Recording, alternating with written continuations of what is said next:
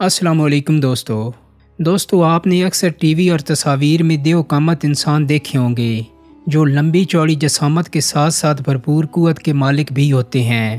افسانے سفر نامے ہوں یا الف لیلہ کی داستانیں ایسے دیو قامت انسانوں کے تذکروں سے بھری پڑی ہیں جو انسانوں کو اپنے ہاتھ سے مسل دینے اور پیروں سے کچل دینے پر قادر تھے۔ لیکن دوستو فلموں اور ڈراموں کے ساتھ ساتھ ایک ایسے شخص کا تذکرہ بھی تاریخی کتابوں میں موجود ہے جس کے طویل قد کا یہ عالم تھا کہ وہ سمندروں میں چلتا تو ڈوب نہ سکتا تھا۔ روایتوں کے مطابق اس شخص نے 3500 برس کی عمر پائی۔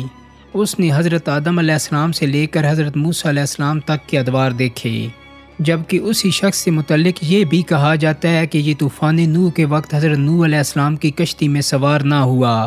اس کے باوجود یہ طوفان اس کا کچھ نہ بگاڑ سکا۔ یہ وہ واحد کافر شخص بتایا جاتا ہے جو طوفان نوح سے بچ نکلا۔ تذکرہ انبیاء اور دیگر تاریخی کتابوں میں اس شخص کا نام اوج بن عنق بتایا جاتا ہے۔ اس کی ماں کا نام صفورہ تھا جو حضرت آدم علیہ السلام کی بیٹی تھیں۔ اوج بن عنق کے بارے میں مشہور ہے کہ وہ سمندر کی تہہ میں ہاتھ ڈال کر مچھلی پکڑ لاتا اور اپنی لمبائی کے سبب اسے سورج کی تپش سے بھون کر کھاتا تھا۔ یہ طویل و دراز قامت شخص انتہائی سرکش، کافر اور جابر تھا۔ دوستو اوج بن عنق کا قصہ کچھ یوں بیان کیا جاتا ہے کہ جب حضرت موسیٰ علیہ السلام قوم بنی اسرائیل کو فرعون کی قید سے بحفاظت نکال لائے تو اللہ تعالیٰ نے بنی اسرائیل سے فرمایا کہ جہاد کرو اور عمالقہ نامی قوم سے ملک شام چھین لو، پھر ہمیشہ کے لیے وہ ملک تمہارا ہوگا۔ حضرت موسیٰ علیہ السلام نے 12 اشخاص کو بنی اسرائیل کے 12 قبیلوں کا سردار مقرر کیا تھا۔ آپ نے ان 12 سرداروں کو ملک شام کے حالات کی خبر لانے اس ملک میں بھیجا۔ ان سرداروں کا سامنا اوج بن عنق نامی اس دیو قامت انسان سے ہوا۔ اوج بن عنق نے ان سرداروں کی حقیقت جاننے کے بعد ان سب کو پکڑ لیا اور انہیں دکھانے کے لیے اپنی بیوی کے پاس لے آیا۔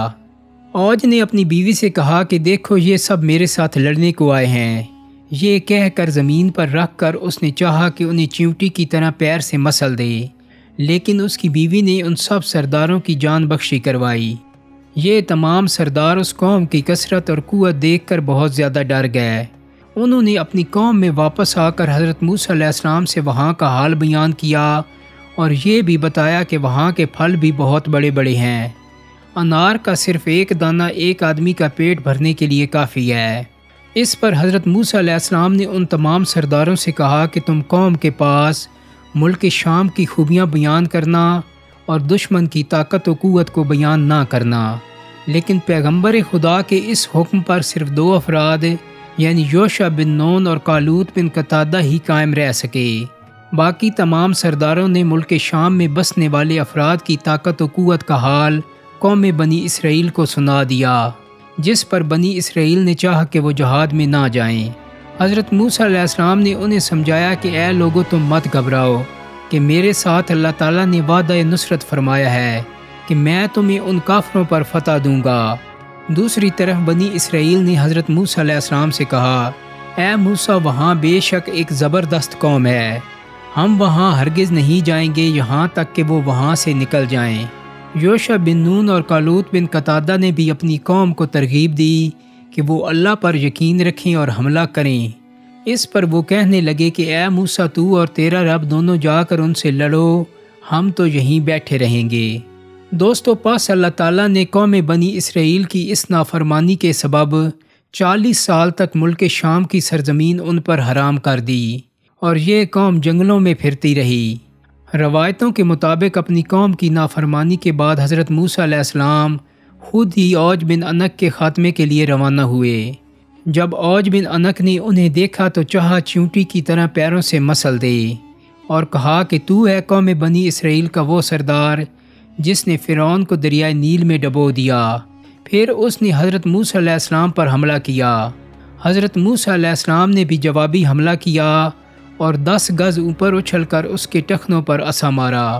یہ ضرب ایسی کاری تھی کہ اوج بن عنق نامی یہ پہاڑ جیسا شخص وہیں گر کر مر گیا اور اس کی ہڈیاں مدتوں اس میدان میں پڑی رہیں۔ بہت سی کتب تفاسیر اور تاریخ میں لکھے اوج بن عنق کے واقعات کے باوجود مشہور مورخ ابن کثیر اپنی کتاب البدایہ والنہایہ میں اوج بن انق جیسے کسی بھی طویل قامت شخص کے وجود کی سختی سے تردید کرتے ہیں۔ ابن کثیر کا کہنا ہے کہ طوفان نوح کے بعد اللہ تعالیٰ نے کافروں میں سے کوئی چلتا پھرتا شخص زندہ نہیں چھوڑا۔ حافظ ابن کثیر کے مطابق اوج بن انق نامی شخص کی کہانی جھوٹی اور من گھڑت ہے، جس کی تردید بخاری اور مسلم کی اس حدیث سے ہوتی ہے۔ نبی اکرم صلی اللہ علیہ وآلہ وسلم نے فرمایا، اللہ تعالیٰ نے حضرت آدم علیہ السلام کو جب پیدا کیا تو ان کا قد 60 ہاتھ تھا، اور اب تک انسانوں کے قد میں مسلسل لگاتار کمی آ رہی ہے۔ اس حدیث کا تقاضا یہ ہے کہ حضرت آدم علیہ السلام کی اولاد میں آدم علیہ السلام سے زیادہ لمبے قد کا شخص کوئی پیدا ہی نہیں ہوا۔ بحیثیت مسلمان ہمارا ایمان حدیث نبوی صلی اللہ علیہ وآلہ وسلم پر ہے، جبکہ موجودہ دور میں سائنسی تحقیقات سے بھی اس بات کی تردید ہو جاتی ہے کہ کوئی شخص فضا میں ہاتھ بلند کرے اور مچھلی بھون لے، جبکہ ہم جیسے جیسے زمین سے اوپر جاتے ہیں سردی میں اضافہ ہوتا ہے، اسی لیے پہاڑوں پر ٹھنڈک ہوتی ہے۔ اوج بن انق کا افسانہ تخلیق کرنے والا جھوٹا شخص چونکہ اس حقیقت سے ناآشنا تھا، اس لیے وہ اوج بن انق کے قد کی لمبائی میں مبالغہ آمیزی کرتے ہوئے کہتا ہے کہ وہ ہاتھ اونچا کر کے سورج کی گرمی سے مچھلی بھون لیا کرتا تھا۔ حالانکہ اگر فرض کیا جائے کہ اس کا قد میلوں لمبا بھی ہوتا تو مچھلی اوپر کرنے سے بھوننے کے بجائے منجمد ہو جاتی۔ دوستو، بے شک اللہ تعالیٰ کی دی ہوئی نعمت دماغ سوچنے اور سمجھنے کی صلاحیت رکھتا ہے۔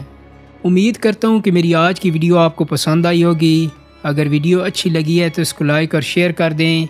میرے چینل کو سبسکرائب کرنے کے ساتھ ساتھ بیل آئیکن کو بھی کلک کر دیں تاکہ آپ کو میری آنے والی مزید ویڈیوز کے نوٹیفیکیشن ملتے رہیں۔